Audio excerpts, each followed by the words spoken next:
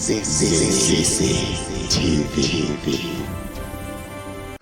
Alex Kamangila kulula zinsisiza apita mokito koma asana kame khani miniyo akampaso nkhani ya Afrika ngata zomwe anayankhula ku mwambo wa achilima ukumbukira ifa ya achilima komanso ndi zomwe mayi Mary Chilima anayankhula ku mwambo ukumbukira ifa ya achilima akambamo zinthu zambiri kenako ndi pamene amafotokoza mbiri komanso zoyipa zomwe amapanga apita mukito especially Malawi timapopa zibeketi. We praise we praise empty tins. Now there is a saying that empty tins make a lot of noise, but then that saying doesn't mean intelligent people are quiet. Mistake. If Gangata had not given speeches, we would have thought he's smart. You know, it would have thought, but someone that can't even read, that person is not smart. Yes, education is not, English is not a measure of intelligence. No, English is a measure of intelligence in Malawi for everyone that has gone through primary education, secondary education. If you have gone through primary and secondary education in Malawi, then English is a measure of intelligence. If you can't read, if you can't speak English when you have gone through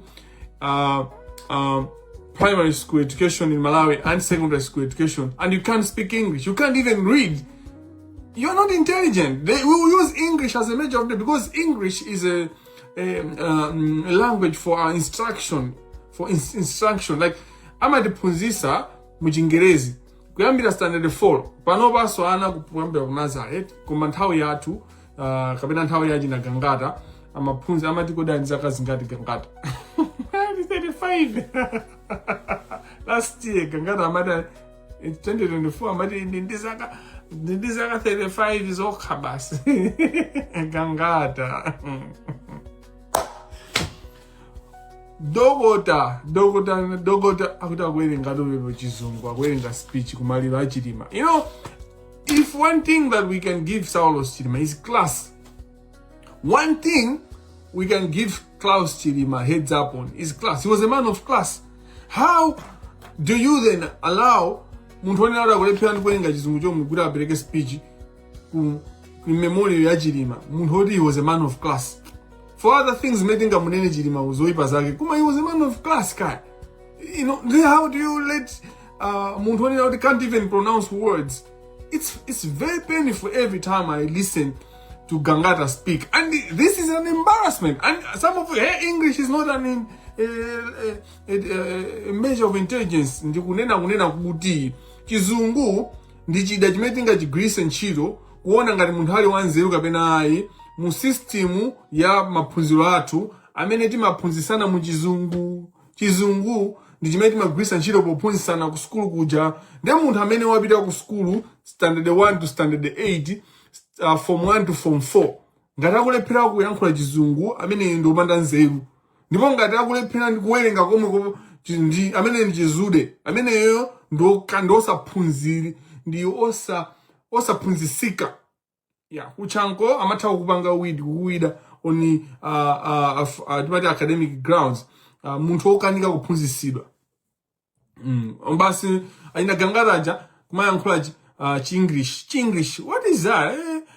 Dogotala Malawi. We are mediocrity timaikweza pamwamba ndikumapezeka kuti mediocrity ija tukipanga normalize.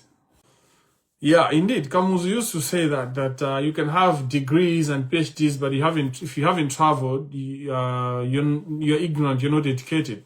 You know.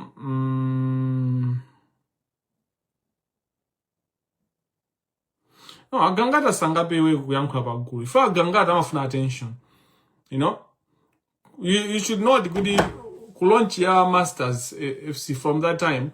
Anayankhula wakapeleka speech ku tsiku lokumbukira Kamuzu on Kamuzu Day kina kosa kubwera kwa Chilima. Koma ine issue yanga ndionena kuti mukhoza kumampasa ma speech Gangata kumene mukufunira DPP muzipanga koma kwanu konko osati tsiku limene tikumbukira Chilima kapena zimene banja akukumbukira Chilima, because Chilima was a man of class.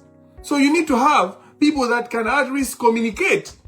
If they can't, so class ya Chilima suta nani kuti ndikunena kuti ndeuto utachizungu ukakanda mena akuena ukayankhula kuti no, class ya Chilima, the class ya Chilima ndionena kunena kuti you see, you should be in a place yonena kuti ngati munthu satha chizungu awerenge chichewa chomveka bwino kapena ayankhule mchichewa chichewa momveka bwino ndipo amasuke. That's class. When you say class kuti aziyankhula chizungu, koma no, ngati wasankha kuyankhula chizungu ayankhule chizungu chomveka bwino. Ngati wasankha kuwerenga chifasa amayankhula amawerenga, ngati wasankha kuwerenga mchizungu awerenge mchizungu chomveka bwino. That's the standard ya Chilima. Chilima is standard. And this standard I'm talking about, that's not a legacy. Yodi kumana Chilima legacy. That was any legacy in ya Chilima. Chilima napanga chani kumalawi. Osara amachena. Ananifana wa charisma. Basi wina nisi wa charisma timpangira date yoni na kuna udi ajizinkumbukira. Kodi anthu mmaganiza mwaujibwete, mwaujizete chifanyana. Mukanene kunena kuti inaenda fusa. Mene Chilima wapempha kunena kuti pakhale museum ya Chilima komanso pakhale tsiku lonkumbukira Chilima. Now I'm asking, why? What is the legacy? Chilima anapanga chani ku Malawi? Iyayi anatiphunzitsa kusaopa achinyamata ake atiwo amene sakuopa ku Malawi. Anakuphunzitsani kusaopa achinyamata ake atiwo amene simukuopa. Iwe Alexius, you are an example of legacy ya Chilima. Ndani zawo jitsiwo. Chilima nayo kwakubaka. He stop Airtel anaba as a vice president wa TV ankaba ngati vice president wa Chakwera anango khala mangoba anaba ndi zune sata umboni wokwanira. Legacy yake imene mukamba iniyo nditi ine ndi legacy ya Chilima imene makuzani ya corruption, and that I have evidence too. So kuti mukamane kuti tibange remembrance day ya Chilima, what are you talking about? Is it a selfish interest? Is it a selfish interest for the family? Is it for their own enrichment? Is it for their own satisfaction? And zodi Chilima anamwalira pa ngozi yesi, ngozi yomvesa chisoni, imfa yoyipa, yes, but that's not enough. That's not enough. The fact that you have died while you're a vice president is not enough to make you. I am speaking as a Silombela. I'm a grandchild of a Silombela that died for this country. And no one even knows about Silombela. Most of you don't even know who they ever see Madison Silombela and Ndani. And you are busy praising Mbava. People that didn't do anything for the country as something worthy putting on the calendar. I'm speaking in I've got local standard. I've got authority to question why you want to give a day for Saulos Klaus Chilima. I'm a Silombela. I'm Evans Madison Silombela's grandchild who died fighting Kamuzu, who went on and wanted to take head on Kamuzu. Ajina Silombela na country they were successful. Sitting akaka ni 30 years of violence and everything. Zigo libwezira sinta kalika. Malawi ujabwezara pita kale chisokolo. Kumaso sibwezi guli antu atulo ngati mene alifa Kamuzu anabwelesa tulo limene limaenda mpaka na ma DNA. Most of you young people, you're still dealing with trauma ya maparents anu imene anakupasira through DNA. Most of you simunaphunzire kufusa mafuso. You can't ask questions. I'm just asking very straightforward questions. Questions that everyone else should ask. Questions that people should have asked 40 years ago. Mafusa mendi kufusa tu lero. Zimendi kupanga pa Facebook. Dizunzone na urantu maina umabanga 30 years ago. Maina kunaibe Facebook. Kuma mnjira ina yose mene muna kapapanga. Bwezi mkupanga zimeni zozo 30 years ago. Malawi je maina umabanga zimeni 30 years ago. Panu say, I mean, there's nothing unique.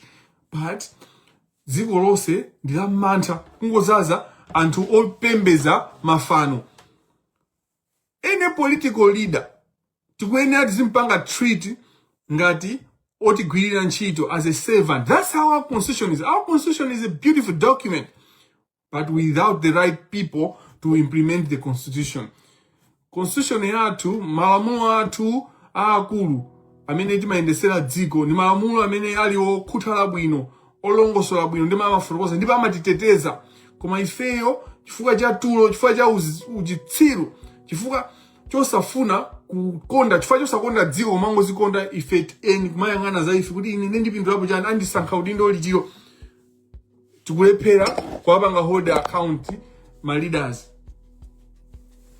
I have no problem for APM kumapita private trips.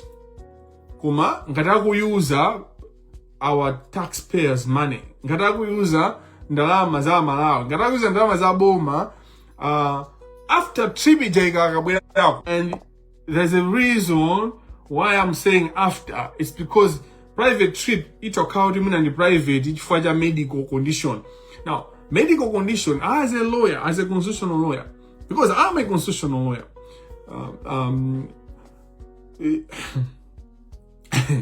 tikayamba sonena kuti I'm what and I'm offended immediately. Okay, as an individual, and I can offended easy and banana no company. Yeah, the constitutional lawyer will be apart. I understand kuti pali trip, my trip ena, or even kupita kuchipatala kwina kumene sitingali engeze kuti president ya kupita chifukwa cha security. Koma tonse tikuziwa munthu ali 86 years old. Munthu amene ali 86 is sick continuously until they die. No matter who you are, ngati, and whichever country you are, if you are 86, if you are 80, umakhala kudwala until uzanene kuti ndatopa ndagona apa. Now, why is this important? It's important because when the president has left this country, I mean, APM is not in this country. He doesn't even need to delegate. It's automatic. The vice president is the president. That's the operation of the constitution. Now, the nonsense is always not getting a general answer is there. And then you have senior counsel, general answer. Dr. General answer. For principle, Madam General answer. This was not the good mugulimbida power. You were supposed to sit down, Osazuka, because you people, you politicize everything, even constitutional offices, because the vice presidency is not a political position; it's a constitutional position. In your general answer, Ngadi vice president, you are there by the powers of the constitution. Per moment, mene tina samka tina kuvoteran. Ninu vice president wasigo. No, act like one. General sir, don't be just quick. Hey, the turn is any. Can you help yourself first? Act like a vice president. You are a vice president of this country. Ine uchitsiru umeno majitika kumalawi ni madana now. Where antamena mabanga ni victimize. They are the ones that come and claim as if they are victims, and then you know Zambiri Chiswan. General Answer is playing a game. Because the victimized, I'll make a picture, you only know Masali clear. You know she's been victimized. She should come out clear. But also she should fight for herself. If she fights for herself, then people will come and support her. Not good as Ipanga play safe. In front of a minister of education, the senior counsel, or say a senior counsel, by the way.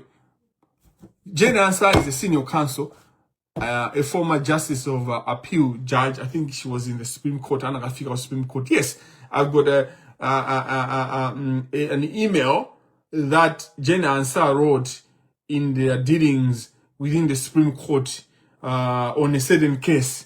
She was a Supreme Court judge, so I can speak from this authority. She's a senior counsel. So professionally as lawyers, she's senior to Nsaka. As the government, mena maina amabwera pansipe kucha. Jane Ansah mena kukala pansi. She was not supposed to stand. Jane Ansah, where is your pride as our vice president? Because you are our vice president, whether APM wants it or not. whether I know APM wants it because in the mena na kusankhani mai, in the mena na kutenga. We play stupid games kumala. Inu kumaona ngati kuti ababa akuzuzika. No. He should first of all stand up. Ngati vice president. This is not a political position. It's a constitutional position. We play with the constitution. The role your vice president is not political. Pamene Peter, wacho kapo. Okay, pamene bali bebo Peter, pamene bali Jane Ansa, that's the government. Government in Jane Ansa. Kaya Peter, ali kulilongwe, Jane Ansa ali Blanta.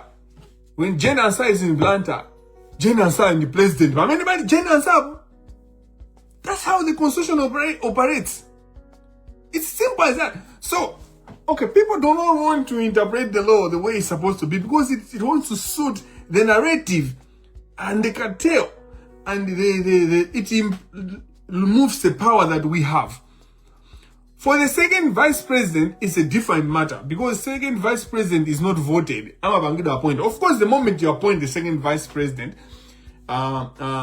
certain rights and protections accrue to the second vice president. But the second vice president is not a position that we appoint. Koma Jane Ansad namu voted animals in the APM. So she has the authority of the people. She was appointed by the people. Iniyo mphamvu za APM zinatha posankha popanga decide pacha kuti animate wanga nduwe. The moment the team is voted into power, it becomes now the constitution that operates. Mafuna ningoni nice. Now, lukamba za mining through Peter Mukito and then lukamba za amwenye. Amwenye mwayanga ninga ma Asians. Mapaki, people from Pakistan, people from India, people from different these countries. Amwenye Asians because sima sokoneza kuona ngada amwenye ndantaku India. No. They are just among them. And then how India, they are one of the most smartest and calm and friendly and honest people. Not that mulibe mo ma Indians amene ali akatangale zigawenga. Kumano kujavura ali kuli meti nalo and how Pakistan mapakis amwenye amene ali mapakis amene ali zigawenga. Ndi kuforokozerani mwachidule anthu amene akufuna kuononga dziko lathu ali busy. And they are very dedicated. And alipachangu, they are at a supersonic speed. If I am able to kuteteza dziko, tukwena tidzuke ndipo tikhaliso machawi. Tipange changu. Chifukwa anthu amene akuononga dziko alipachangu, ndipo they are dedicated, ndipo they meet, ndipo they are akugwirizana ma plan. Ndipo they are doing everything possible kuti dziko lija use, alipange sack all the resources. Ayamwe any resources. Including financial, minerals, including the brilliant people. Onse amene alianze rama apitira kateo kukhala kuti akhale ngulu la kateo. Aliyense amene akuoneka ngati amaganiza ako kateo ija imampanga recruit kukhala ngulu. So tikuyenda ana feso tikhale pachangu ndi musadabu kuti akodi introduction materials muje timati materials. Materials akanga di main story. Ndichifanya nazo tilibe nthawi. Pali anthu ena ababa amangolowa kena kungomvesera pang'ono kumapita. Akamachoka pano pa khaleka kuti taya asamuto azipita ndi moto kumene akupita. Now, coming to the issue, Peter Mukito. Who is Peter Mukito? Peter Mukito ndi munthu onena kuti wakhala mpolisi for a long time. Wakhala wa polisi akugwira ntchito mpolisi. It was kubwera kwa DPP kumene kuna za pangisa rise mpaka na kufika pa inspector general. Kumani munthu anagwira ntchito mpolisi for a long time. Now, muziziwa apolisi amene ankalembedwa nthawi imeneyo. Sukulu yawo imene amapanga komanso kaganizidwe kawo. Ndo nthawi imeneyoyo. Now, Peter Mukito wapanga rise as an inspector general. One of the biggest things that he did chimene timaziwa chimene chinabwera pa public was kupanga implant anthu ku university maspy University of Malawi, at least University of Malawi. I don't know about Mumbai ska Kuhe ska other universities koma ku Chanko kunali maspy nditu anthu amene ali mejanga ndi ma student koma akufuna kubanga spy. aufuna kuma akazitape chichewa chomveka bwino kunali akazitape aja anakamunenera Professor Blessings Chinsinga kuti makuti komanso ngati imene tinazikira kusokunaza zonse nawo sa Blessings Chinsinga now amukito anayambisa moto kuchansa college kuja mpaka na chanko kuseka chifukwa cha academic freedom and my lectures aja manena zona my intentions ao ali hapo hata kauda anthu aja amaipasa moto kwambiri fana na MCP ajina kanchezea aja professor kanchezea nditi midala na MCP timetechi aina Dr. Jessica Bwira we later on realized good actually ndikamai ka MCP aina Chinsinga tinazindikira kuti Professor Chinsinga actually was a MCP, had ideology ya mabanga. So the problem with life is good ma movement and hamabanga ma movement from a good perspective kuma mwina so behind inumsakuziwa amakhala ndi cholinga chawo. We recognize that and we need to analyze things naturally bwino osakhala kuti kukondera kuziona zonse bwino and chimene chimavuta kumalawi and chifanyake anthu ayi ndi wamisa aliyese ndo oyipa tati ndipange na analyze musaniseke pakamwa kodi mukufuna mundiseke pakamwa bwanji ndikanike kunena atiti masnitch language ya social media ti akazitape amene akamnenera Chinsinga. Anyway, school ija inavuta chifukwa cha panda leadership ya kusa poor leadership ya Mukito. Fa Mukito anakapeleka information yodabwisa kwa president. Nkati kuti Chinsinga afuna kunena kuti zimene zikuchitika ku Middle East, zimene zikuchitika ku Arab world ziyambikeso ku Malawi. Ngati kuti akwa mema nyamata aja ma universities kuti nanunso yambisani zibolo kuno. Chinsinga was just giving examples of the uprising in own governance and all that, and the uprising in other countries, the Arab uprising. I don't know if you remember that time in 2009, 2010, 2011. So these things happened within that time, 2009, 2010. And if it naka jaka Jones also a bit of school from nice or bingo jaka my ganzake pazinto amakabu apanga papa. So Mukito wale peresa ndithu anthu ena ake kupanga school mwenera chaka chonse chifukwa cha kuganiza kwa uchizete kusaziwa bwinobwino kuti intel iyi ndiyotere kusapanga failing to interpret intel akazitape aja kungwatenga by face value osapanga naye kuti anati chani ndezimene zikutsanza chifukwa cha kasukulu kochepa kusakhala ndi background kusakhala well trained at that time. I believe pano pasikuziwa ngati anaphunzira bwinobwino kuti intelligence imayenda bwanji fa nthawi zambiri andali makhala anthu onena kuti they are amangopa ziti zonse they just shaken by anything zonena kuti lero function yako yokumbukira Chilima kuti Jena Nsaka yankhule some people are scared. What are you scared of? Like Jena Nsaka yankhula kumaliro a Chilima was perfect because she could have spoken ngati mfumu yake Baete Baeni she's Ngoni, it would make sense, minimum. And she's a vice president. The one who died was a vice president. Like this was perfect. And she's a woman. She knows the loss of a child, what it means to lose a child. She knows what it means to be a vice president, the pressures and all those, and the responsibility that she was the perfect person to be the guest of honor. Ku DBB iko mwapenga nonse ku DBB iko. Leadership ya ku DBB mukupanga za mbwerera. And how can you run a country if you can't even be intelligent politically? Because you can't even run a party. Ngati mene DBB. Jena Nsaka to si munthu wakudali kuti munatenga wina wako. Jena Nsaka anaspanga stick nanu 2019 jalisa kunenani kuti munabera chisankho. Hey Jena, and the one that of all you people that have surrounded the APM, palibe amene analandirapo chitonzo ndipo amene anazuzika kumalawi kunoko chifukwa cha DBB ngati Jena Nsaka.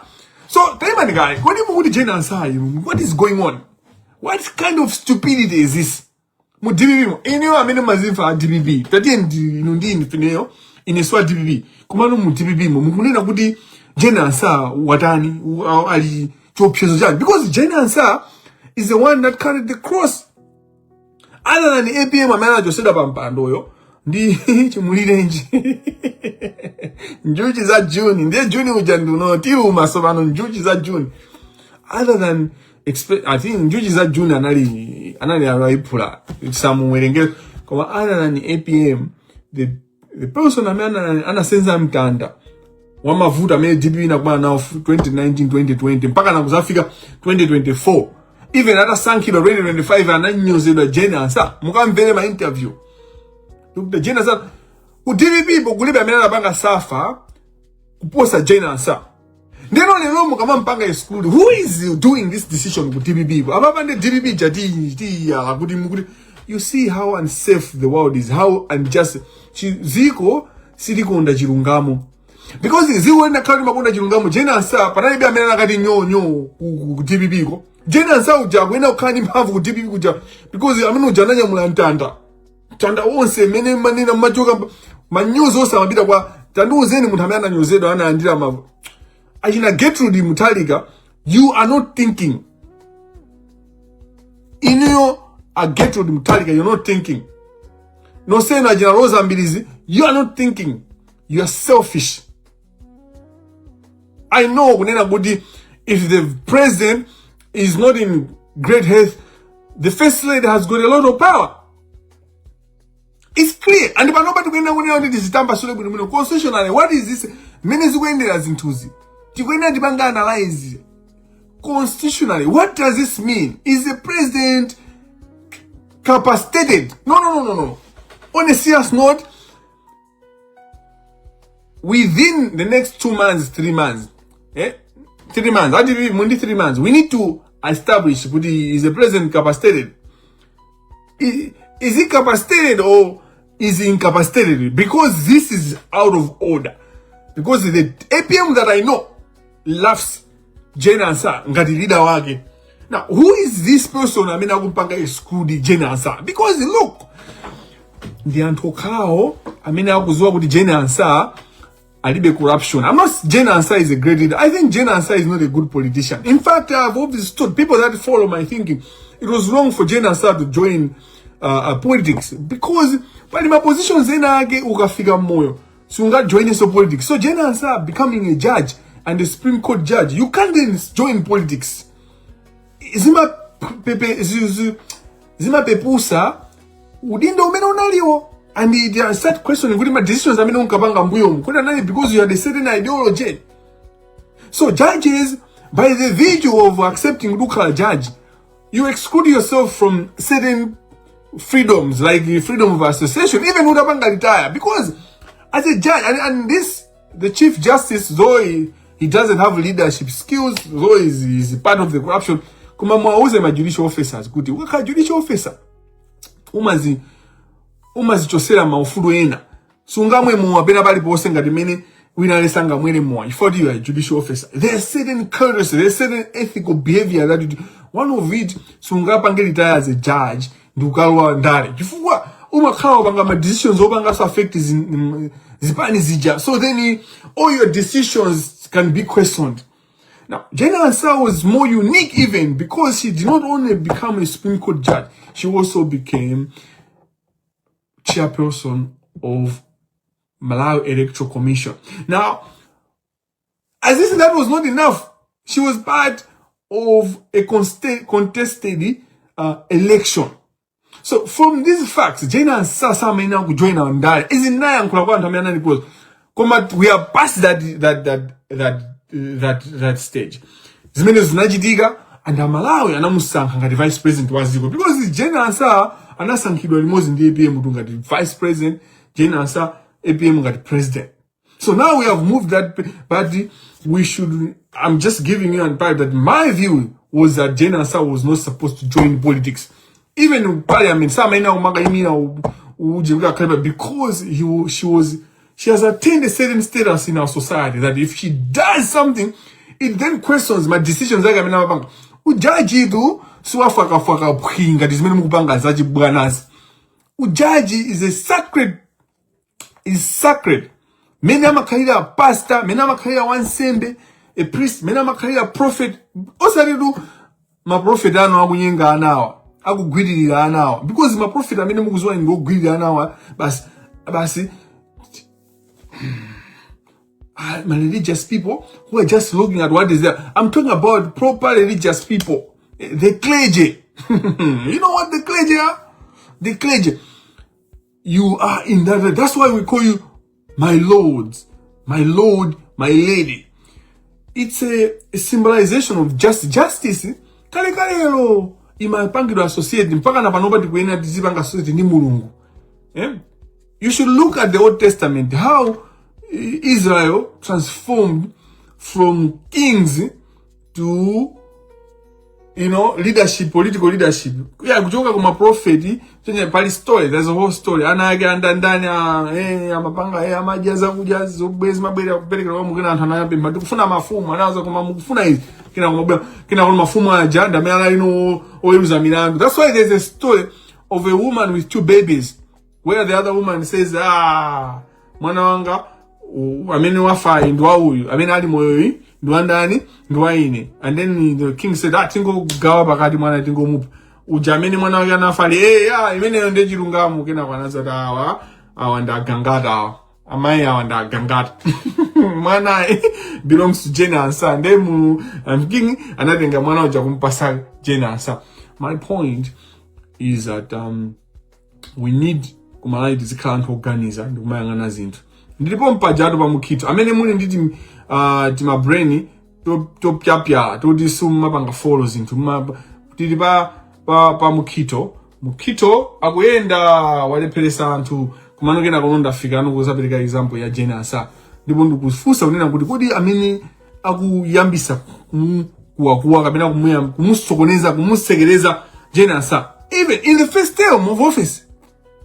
What the hell is going on in DPP? And you and how would you be mpavu zinezi muzitenga kuti.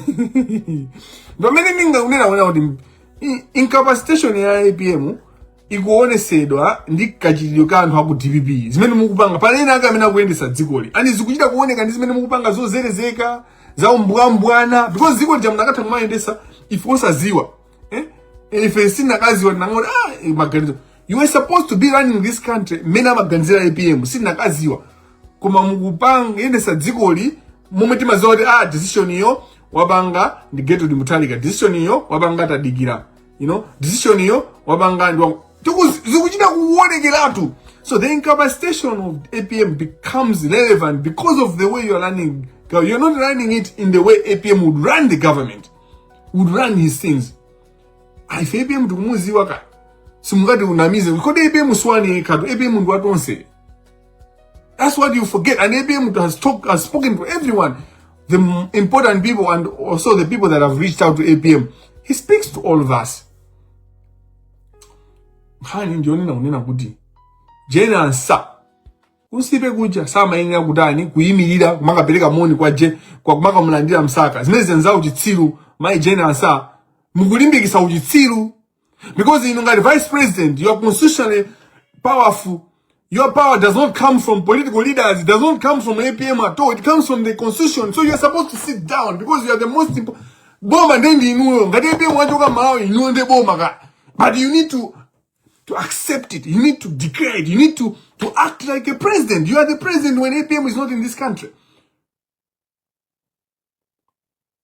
It's a simple. This is a law. This is a law. It does not depend for APM to say,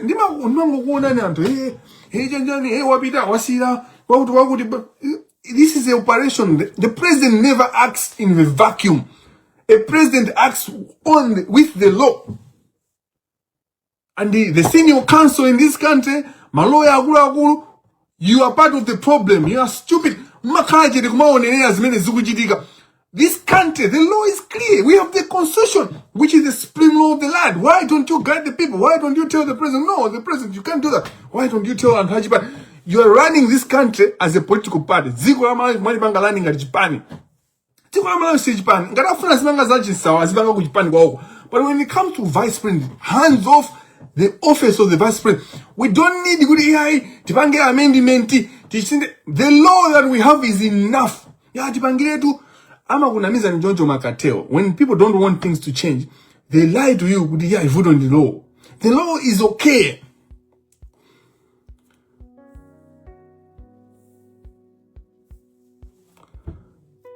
We have enough provisions to eliminate these stupid gymnastics. And Jen answer, you should stand your ground. You say you believe in Jesus. You say, hey, God, Jen, go call your God and stand on your ground. You are a constitutional lawyer yourself, Jen answer. Mumanyango akunena kuti iniondi APM makabanga na constitution. So constitution meme nakabanga njani. What provisions did you do? And how can you not understand the constitution itself? You should act according to the law. And pat yourself and say, Jen answer, you have done according to the law. You are supposed to sit down and pat yourself. Yes, Jen answer, you have done according to the law. We need to stop with the tsiru o malola za usiru. Chifukwa choti ziko likono ngeifa cholola usiru. And we now get amabanga exercise power that they don't have.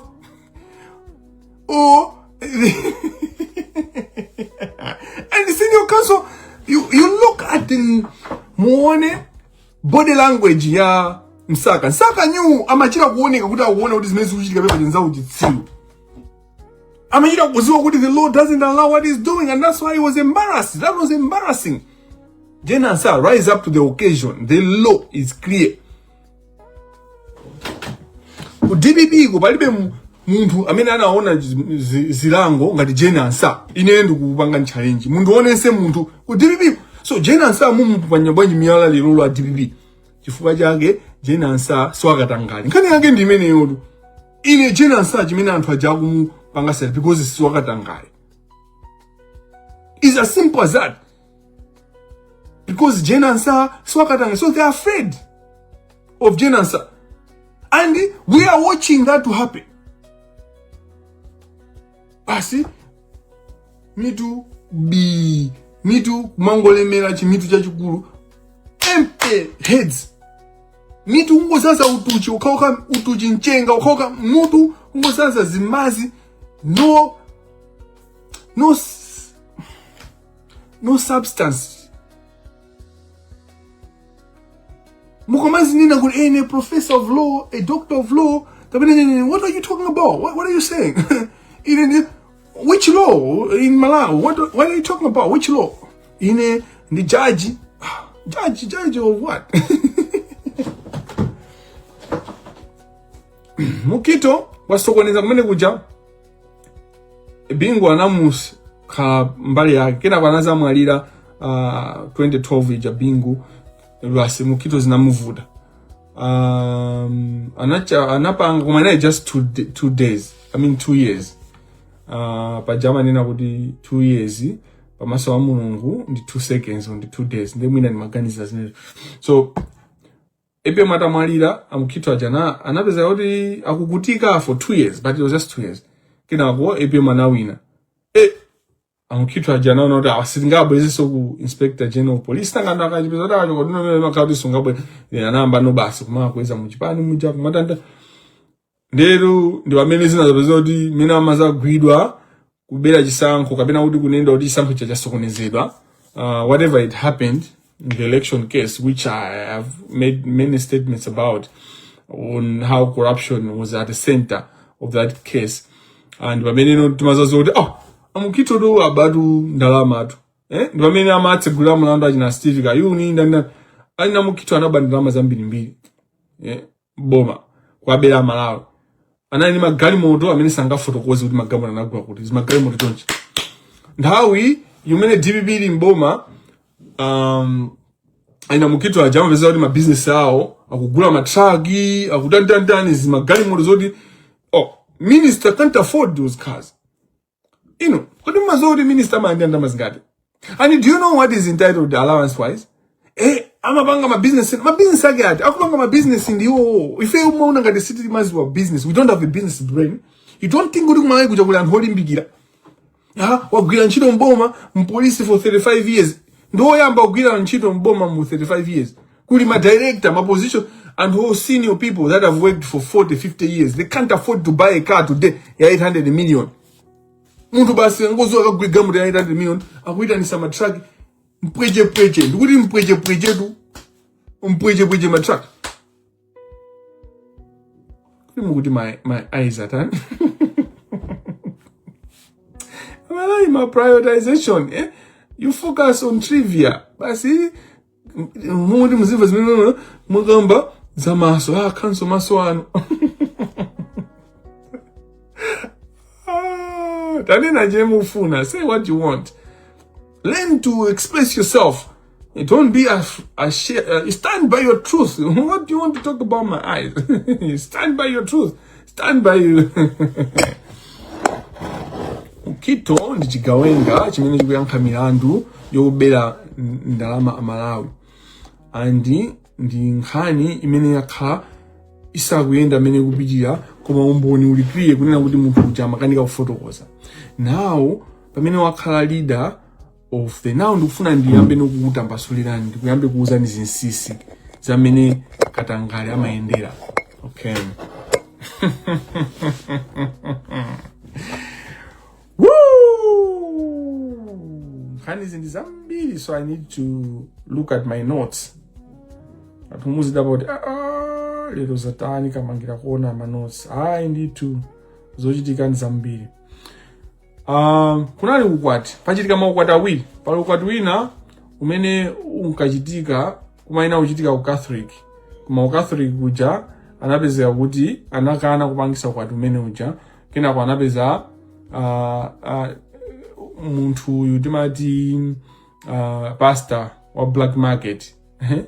Anapeza pastor wa black market opezekeratu amangodikirira wa price tag one tengo.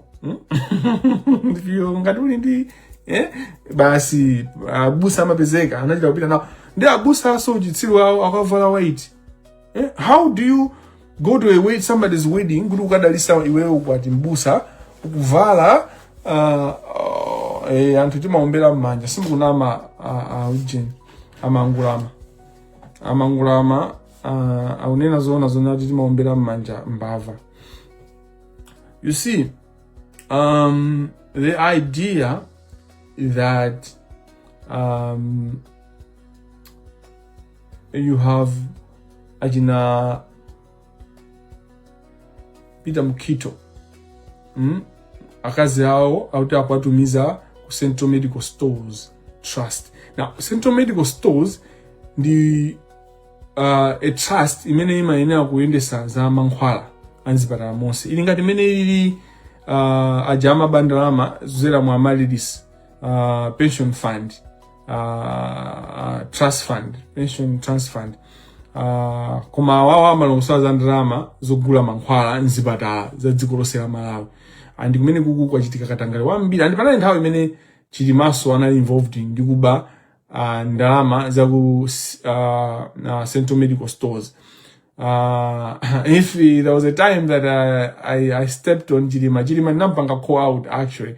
Amakamba za reforms, and I asked kuti niwa Chilima ngati bukufuna kupanga ma reforms tayamba ni ku Central Medical Stores. Sana ndiyanke.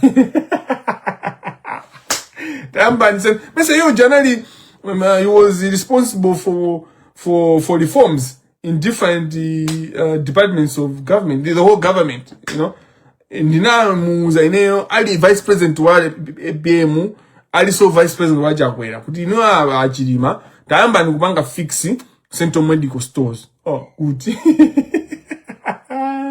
Ana ulimpana wa usiri. Ngati pali bungwe kapena thambi yoyendesa za chuma imene amwenye anamenapo mapiko ndipo awiruka apeza chuma chochuluka ndi Central Medical Stores kumene amaba mpakana kumapanga mastailo omatenga insulin woti wapanga expire kale wanzipatala momwemo kumutenga and insulin amene ataka kuti iwo osanamu anagulisa abomawa oti wasaba pang'ono kutani kupanga expire.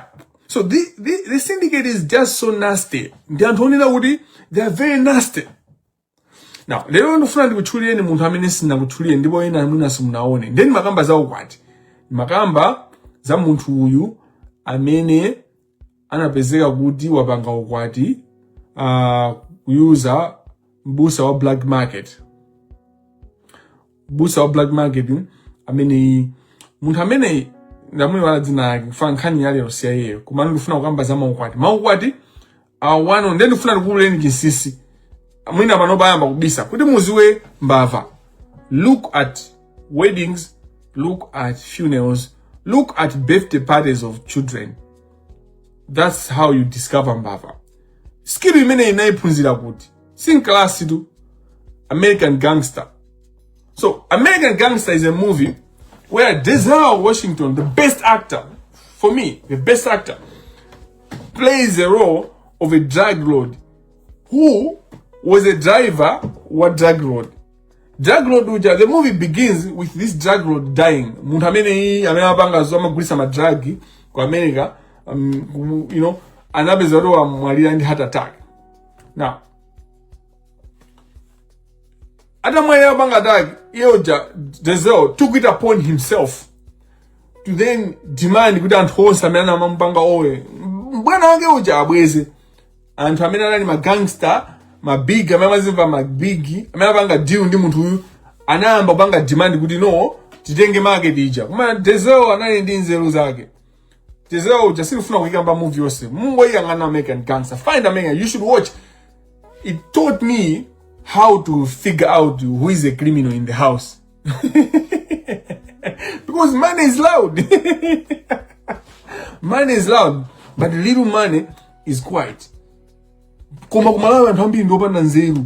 So mbava ndizimenezo zimalongolola achina Nkhoma aja Beni Nkhoma. Saka kumaina ameja kumaya nkhula kuma chifukwa chopanda nzeru, chifukwa kamabwera munthu wabandirama ku NBS.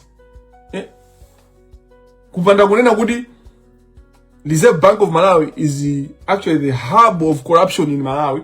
Bwizata mangi amene akhawa mangidwa Beni Nkhoma koma ni motivation speaker. That's how stupid we are as a country. Now, what does this movie taught me? How did it teach me the skill of finding out who mbava ni ndani? Mwione American Gangster. What happens is Denzel goes to Vietnam.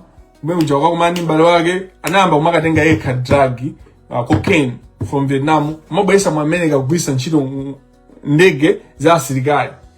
Zikamabwera kuzasiya anthu kuzatenga supplies for the military in Vietnam, amabwesa zima drug. So dude anabwesa zibale yake chanjanja ndikumenya. He controlled the whole syndicate. Komana at that time the biggest gangsters they were Italians. So people were focusing on Italians. My investigators were focusing on the Italians. And this isn't ukamba ifanya cha muntu amene takuze ni lero amene ali opsha kwambiri in the criminal world in Malawi. Sina muchulepo lero ndiroyamba kuti ni muchula. Then kuuza ni background how I identify people. Awanda amba kwasata ndamba kwasana ndenda azwa nukuti abambo awawa ndambava. And ndikuuza ni menda mpaka. And it's connected ndi nkhani mene ukamba yapita mukito. Now, the police are drag amapanga investigate my Italians because the Italians are not chuka. Amapanga investigate kuma amena amapanga manage another black person because even bwana wake wa Denzel bwana wake wa Denzel Washington wasn't as good as Denzel when he took over. He was so good and he told his family don't use drugs, you know, kumaso, don't play around, don't show off your money. Ndalama za ndama panga ndalama. He was managing, he had a lot of money. You know, ukwati wake unali wodula komabe anthu sana pange pay attention. Basi ukwati mutama toka kena wako chimene china yambisa kunkayikira anthu kunachitika boxing match. There was a boxing match. Now this is where you should walk with me. Yenda ni nani kunali ndeu yang kunali nkhonya apolisi amapita umwe kujawo kumanga jambula ma investigate atu kuti amene wakhala kusogolo ndi ndani chifukwa amene amakhala kusogolo amakhala kuti ndi ndalama ndi amaziwa kuti anthu amene amapanga za drugs ngati kuli anthu amene amakonda boxing ngati kuli ma gangster amapita ku boxing nthawi zambiri. So the chief wa station kumene kumakhala mfana uyuyu wa polisi amene kumene kumunali anamuona Denzel wakhala ku front. It was like, how is this person unknown in the drug world sitting in front among the Rockefellers, among the Italian families, the big families, the powerful families?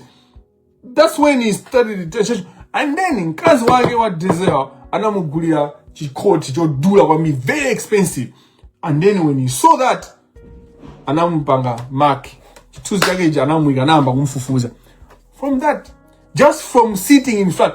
Now, let me connect to you. Munamenda mpanga discover kunena kuti MRA, Financial Intelligence Authority, they know this person is a corrupt person and is a criminal. Kumade, Prophet Miwad Nyanguru. This guy is a criminal mastermind. Prophet Miwad Nyanguru. Now, how did I discover him? This is Guza, you know, so I've understood the criminality in Malawi. Kunachitika what? Wamana wage amene a few weeks ago or so. Now, ukwati wamana wage, mana also ndi Miwad Junior. Now, what shocked me was namona Mukito, Peter Mukito, Ali, ndi Paulosi, Norman Gisale, onse awiri, Minister of the Minister of Homeland and his deputy, all of them, they went to a wedding, mwana wa Prophet Miwad Nyanguru. So I asked myself, this is a lot of power. How do you have all this power in one place? Of course, there were other criminals. That today's focus is on Norman Gisale, Deputy Mukito. So I was like, ndi mwana wa ndani, amatani. Then I realized, Miwad Junior and the mwana wa Prophet Miwad. So then I started investigating, looking back. I realized, even Bushida Kamabwera Kumalawi, at some point, amaenda, amakwira magalimoto, amatengedwa the Prophet Miwad Nyanguru. I realized, andale ambiri, they are connected. Ndrama zawa kutsuga Miwad Nyanguru. And I know how mina matsugina ndrama.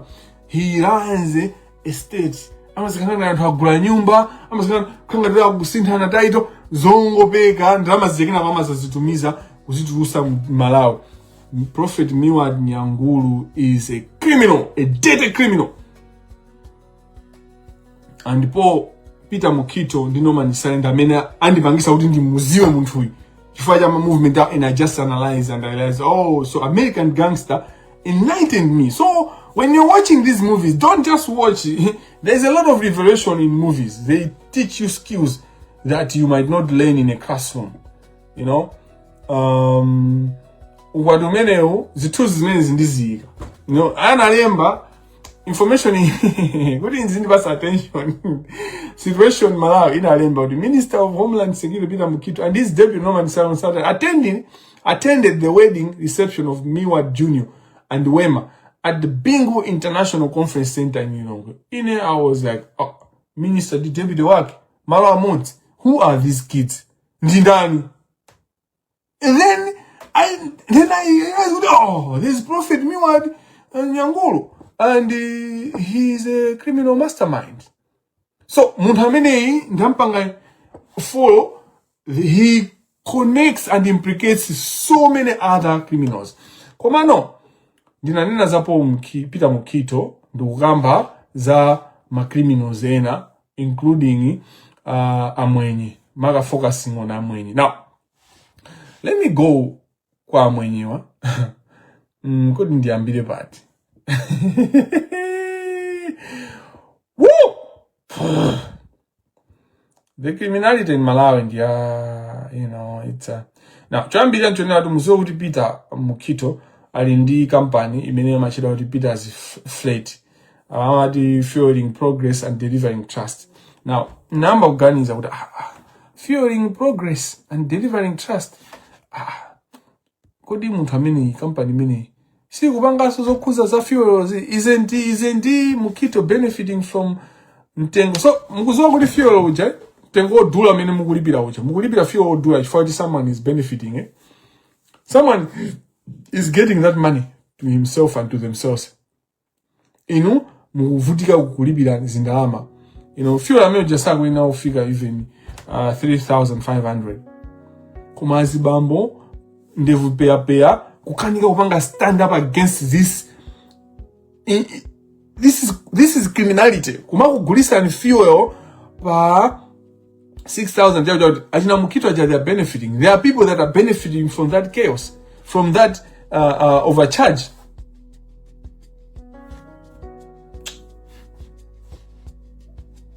Mukito wapanga weki ndi Indian amenei chifukwa cha maina aji mwenyewa zina la amenei ndililemba pa page panga ani ndikalemba zimakhala kuti zatani kodi zakhazikika. Now aina Mukito, they are working together with Fazal Latif, the Muslim Brotherhood, and they are radicals, Islam. They finance Islam to radicalize people. Not the Islam you meant to be Islam, you meant to be Makakuma. It's either you are a Muslim or you are infidel. These are the people. The Fazal and Abu Fazal Abu Ramaganiza Jones. But you ain't got to see when Siamu and you are infidel. And they finance their, Ndamene ama aina Fazal Abu ndandona di ma president ambi Mr. Limbika landlord waku Limbika and mpaka na vanoba issue manager na because I talked about Fazal Latif and Fazal Abu depending on what you're talking about some month ago, but nothing has happened. Kifuga amwenyewa anagwira asogolera tu mashalabada kuti gwi akukanika kusunta mene Zamba waigwirira DBB mashalabada kuti gwi akukanika kusunta.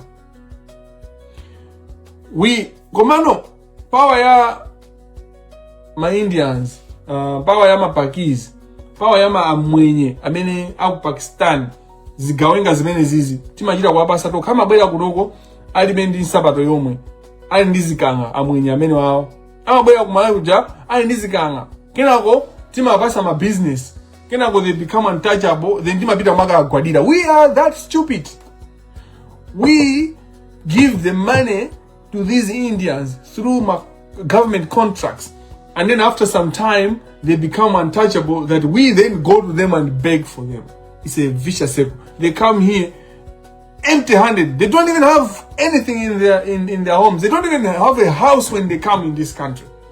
Kumatima abasa ma contact ose and the dramas mama bazo saba ngaso invest in Malawi. They invest ku India, ku Pakistan, maka ku UK. They invest all the money there. We are that stupid. We are so stupid. Then you are not doing ndinu zibegete here so kuyankhula bwino umanyoza ndingo kuzani zinthu mmene zilili ndinu zibekete ka ndinu zibekete ndinu mbatata, because you cannot allow a random man, a person kutoka kudzikoko kwawo kumphawi kuthawa mphawi kubwera kuno kena munthu amene umampanga bwana kusanduka bwana munthu kumakuuza ninyo kuna kuti dziko ndi wanu ndama ndi wathu ndama yake itiyo. Which money? You should trace any rich mwenye in Malawi kuti ndama zimene awo ndizitizo ndi kuuza na mwenye wawa si onse koma amene ndachula suti ndikhandamaliza koma ndi the almost there are more. I can't expose everyone koma live muipange spread maina wawa mwenye wawa pange spread, and we want ka FBI ka any institution imene ingathandize anthu awawa kuyenera kuti amangidwe and anthu awawa asapasire so mpala ndipo asapasire so any contract anything.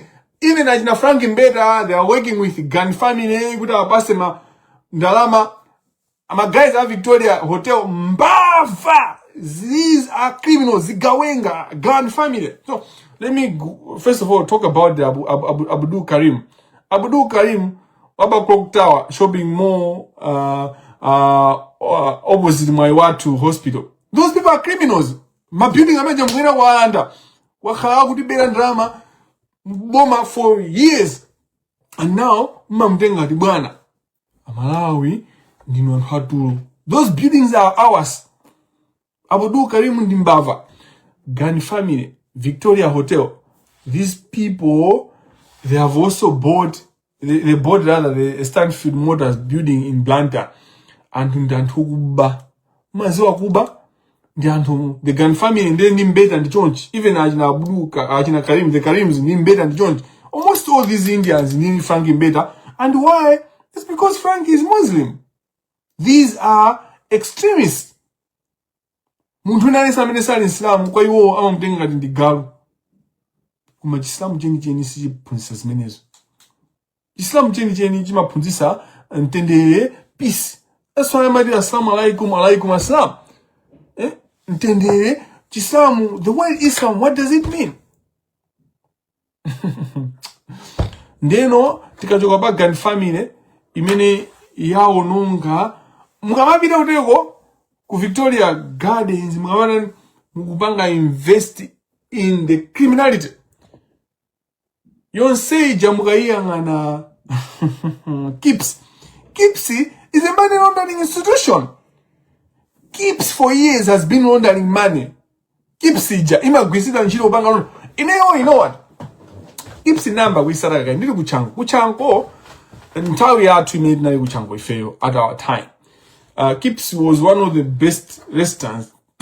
Nthawi imeneyo zinthu zabisa na bwere omwe ayina ujene wasana bwere chanyenye kumaso at that time even affording KIPS tinkapanga affording the fare amene tinali ochanga mukafed ndi amene amachokera mabanja ochita bwino ife tinkachoka ma middle class families koma tinali ochanga muka. We knew how to earn a living, to work while we are students. We were working. While we are students, we were working and we would make good money. You know, especially when you're a law student. If not, timakala ku kampu FC, Chango FC would make us earn. We were earning. Amadiba some allowance. There was a time made demand allowance if you Chango FC. If it now and hodakataka, but maybe good is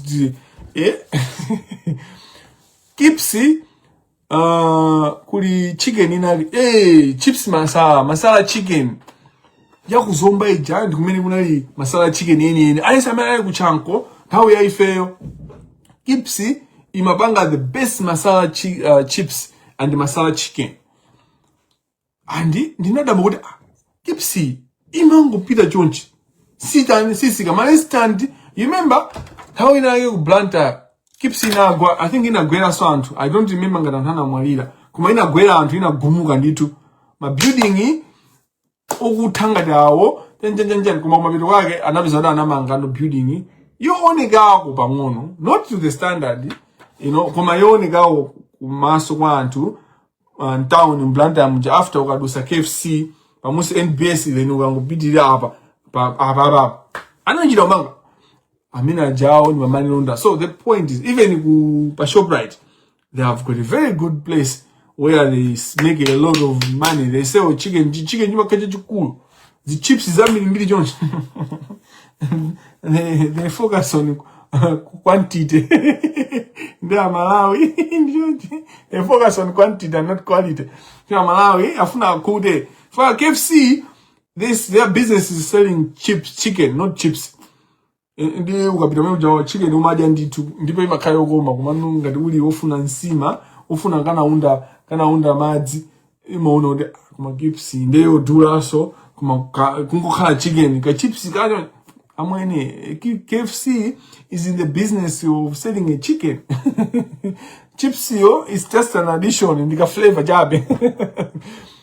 Kuma pamene baja a KIPS akupanga londa money. They are laundering money. They are into criminality. Now, let me proceed. Fankani mwenye wandambili menda nasinga kambe wose kuma ningo kamba buza uyu Zubeya simina singa mfurukoze bwino ndi ZUBAIR wa SES Electronics.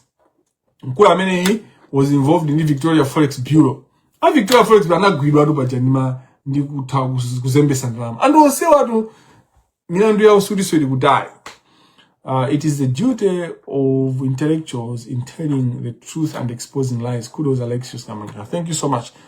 and it's true that and how many tinapita ku school kumaso tindi when we are able to see some things that not everyone can see, tindi udindo ozitambasula zinthu zija kuti anthu aziziwa zona zeni. That's a very good point. My guys are Zambiri, CS electronics ndimbava zopsha kwambiri. Kuzera forex externalization. They also the main channel yo ndi ma mosques. Ma mosques amena mangida kumalayi kuja ndi amena, and also they do that Muslim Brotherhood extremism. They make kumalayi kuja kusewera kwambiri. They're in the business of making money to have power and then protect. Katero we just singalo simalo kuti Frank Mbeda atabagire taji because of the Indian community. They buy everyone. Chikopa uja is very powerful because of the Indian community, and the Indian community in motion. Mamuza motion mamuziwa ino. Tulangana ku Malawi mamina ukoka mamina. How can you ajina motion be taking the ama kumaka siya kwa chikopa ino osaziwa. Osa motion information in church ya clear one saudi motion is a deal breaker ku judiciary. So amwenye say they use motion and then amwenye ena ondamena kupanga za ndalama motion akupanga za justice. Ngati mufuna kuti chilungamo chikukomereni ni amwenye ine chikopa nzanga. Lelo Malawi junior lawyers junior lawyers team ya tumadima junior division lawyers. Junior lawyers division GLD inaindi mpira ndipo imamenya mpira umenewu ndi midazo timu imachera midazo timu imeneyo ndi achikopa kuti muone kagulu kamene kamamenya umene ku ndikateo kaya achina motion achamabwera kumene kupanga sponsor team. They have money. Simeza kuti ndama zokuberana mala katimu asachita motion kumene amakhala kambira na mafoni akatangale inu mukuti mukupanga socials anthu akupanga ma deals akupanga share ma billion mabgamu da jama budi kumene uja ukasiyana ma billion kumpira kuja inu mukuti kupanga ma show socials mukuona ngati anyamula chikwama chama jenzi zindalama kaya ma dollars amwenye wonsewa they are protected by chikopa. That's why chikopa is untouchable ku judiciary kuja koma not with Kamangila, not with Silombela. That guy is going down. Chikopa is leaving the judiciary. Come rain, come sunshine. Chikopa, he is too evil to even spend a day more. Ndipo iniyo mga makala comfortable Malawi, yung makala okay. Osa pita ku judiciary kuja kukasokoneza because mungo pita no ku judiciary kuja mukagende kumene kujako. Ndikukuuza ndine kuti panopa kuti no mungo pita kukagenda. Iko na nthawi yonena kuti tingopanga plan kuti tikangogenda kumene kujako. Ine ndikunena ineyo. Yes, tikagenda because what you're doing is wasting a stone. Zimene mumapanga inu achina chikopa, achina ngati mukufuna undisegulira mlandu ifacho nena anthu kuti akagende ku judiciary, I will happily deal with that. Anthu opusa ino. So what you do is wasting a stone. For years, how is Ken Manda back in the criminal justice system? Ken Manda obweleraso ku judiciary how? Mudodi mukumufufuza, mudodi mukumpanga, mudona uri wasn't working. Atu kachita ati ndipempe leave. Ine mono mumufufuza ande muda pempe leave. Ineze zimani nyasa kwa mbili. Anyway, tukamba za mwenye Zambiri, CES Electronics. Amene amapanga ni Victoria Forex Bureau kutumiza kutusa ndrama Malawi. Amene so amapanga sponsor majani. Mama so Friday janu wakakumana wakambina zao panduka. Apanga zao pandu kuti ndrama tizi tusisabwanji tibabwanji. Ineyo ndifuna ndipeleke information imene ndinaitulusa kamina kuti ndinaitapa ku immigration kunena kuti Malawi citizenship ikupasidwa kwa Asilamu amene ali a brotherhood extremist maladicals. Ndipo pali umboni onena kuti ku Blantyre immigration chaka chatha chomwechi kunali ma citizenship certificates 90 mina 90%, more than 90%, abasida kwa Islam, a brotherhood, a extremist, asanduka Malawi, chifukwa cha Katangale. So last year, mukayang'ane kuti ku department, imene amapanga manage za citizenship, ndi ndani ku Blantyre, and anthu amene apasidwa grant ndi ndani citizenship. Ndipo zinaenda bwanji, muona kuti anthu anaweruka ku immigration.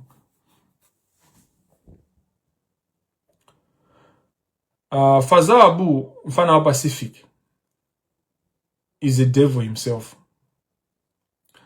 Ndibweleza, Faza Abu, mfana wa Pacific, ndi munthu onena kunena kuti even US number musaka kale. Kuma US yo imapanga benefit. The corruption ija fana ndama zisungidwa konko. Ndama zisungidwa outside Malawi. These Pacific boys are the kings of Hawala. Find out what that is. Hawala. And to Mugona, you are selling this country. Chimene chimabowa ntone kuti achina chisalewa, achina Ben Piriwa, ama tengedwa ngati madolo, koma they sell out 40 waja, ama landira ka 2 million, pamene mwenye akutulukako ndi 100 million. So by every 100 million imene walandira, andale amene amagulisa ziko la tama landira ka 2 million, ndifaka amakhabe osawukatu. Ujitsiru. And still when kuti azilandira 50 million for they are selling this country at peanuts. They are even stupid criminals.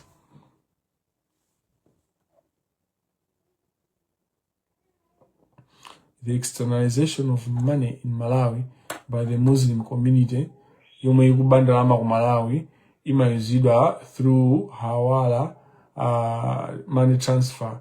Hawala muipange find out a financial intelligence authorities munganami kuti simukuziziwa zimenezi. Ngati simumaziziwa lero yambani investigation yanu. SCB ndakuchulira ni maina 6. Ndakuchulira ni maina 6. Remember Prophet Miwad Nyangulu. Kamuntu kuoneka kosaziwika bwino koma kakupanga zinthu zoopsa kwambiri. So kagulu kamenda kuuzanika ndi mwenye wina ndi Peter Mukito alowaso ku mining. They are buying land, they are taking over. They are even asilikali mena makamenya anthu. Munamona na miwa atabwera anakamenya anthu, we anthu akupanga illegal mining. That is Mukito trying to take over, bringing in amwenye yao. Pompano mwaona video, I think today, video ya Siseo Malunga, Siseo Green Malunga wakuonesani ali ndi ma Chinese. Mukona ngati Siseo ma Chinese akutani naye. So Siseo anakwatira mkazi amene ali Fachi. She's a Fachi. Rosa Mbilizi Fachi. She is very powerful in this government. And how you can confirm how powerful she is, muyangane ulendo umene APM anaenda kuchoka kulilongwe, kupita ku Mangoji, kupita ku Blantyre, kupita ku Cholo, kuzabwera kupita kulilongwe.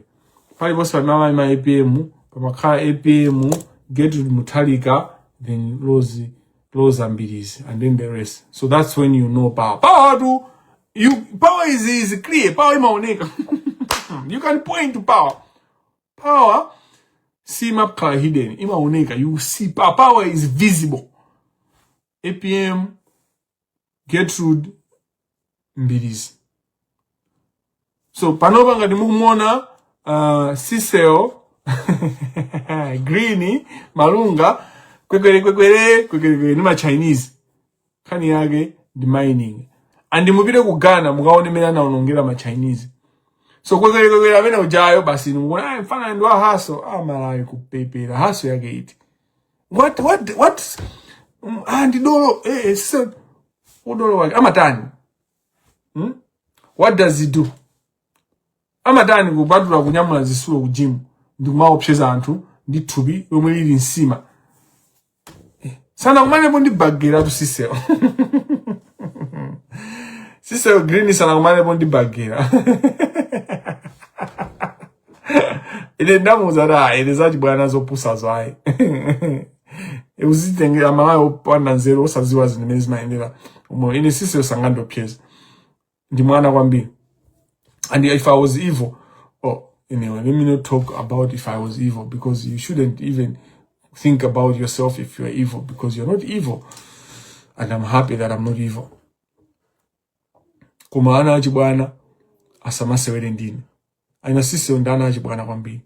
Azibanga za udolo wa mugeto wa mu community, you know, they should be village champion, but not with me.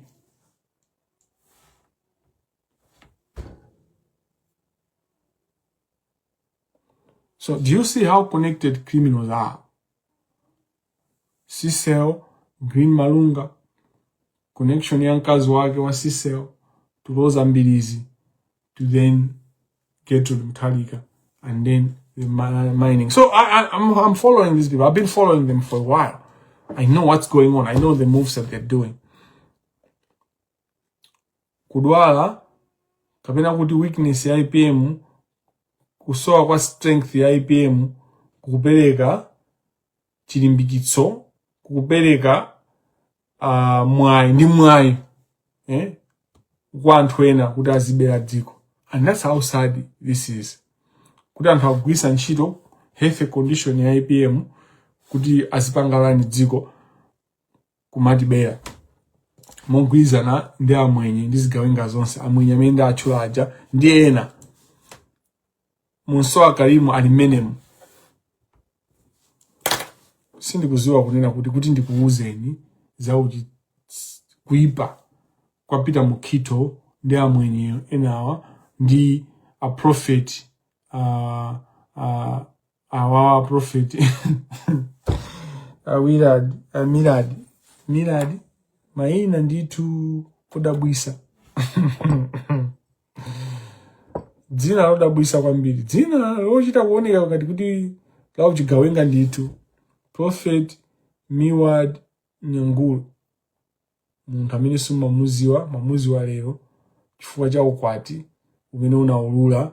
Nditaona the minister ndi deputy wake ali pamodzi. Minister amene akuyankha milandu ku koti yobera Malawi chuma chimene sangachifotokoze pano ndi amene sakuberaso monsaziwika bwino, ndipo akupanga alowano ku mining kwabwesa amwenye aja ena so kuthamangira kubwesa ma Chinese aliyese akufuna deal yake. Everyone wants to dziko lija kuligawana, and inu muliphwi pamenepo basi kumangosekerera zopepera. Mulungu akuchiteni chifundo ndipo akupaseni mphamvu yodzuka ndi kuyang'ana chitsogolo.